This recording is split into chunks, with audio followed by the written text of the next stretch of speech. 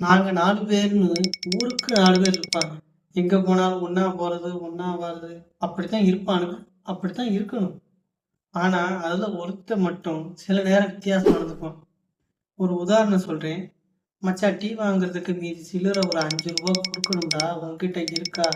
அப்படின்னு கேட்பான். எப்பவுமே அவன் அதுக்கும் அதிகமா இதுக்கு செலவு பண்ணது இல்ல. ஏன்னா, இவன் அந்த 3 பேரோட தான் எங்கேயும் போவான், எங்கேயும் வருவான். அதனால இவன் செலவுகள அவங்க பார்த்துக்குவானுங்க. அன்னைக்கு என்னமோ ஆச்சரியத்துக்கு அவன்கிட்ட அந்த ரூ. 5 இருக்கும். அவனும் கொடுப்பான்.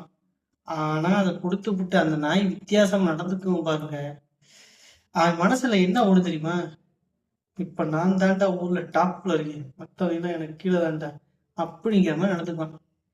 5 செலவு பண்ணிட்டு என்னமோ உலக வங்கிய கடன் அடைச்ச மாரி சீன் போடுவான். இது ஒரு ஜென்மம்னு நம்ம பையன சும்மா விட்டுருவானா?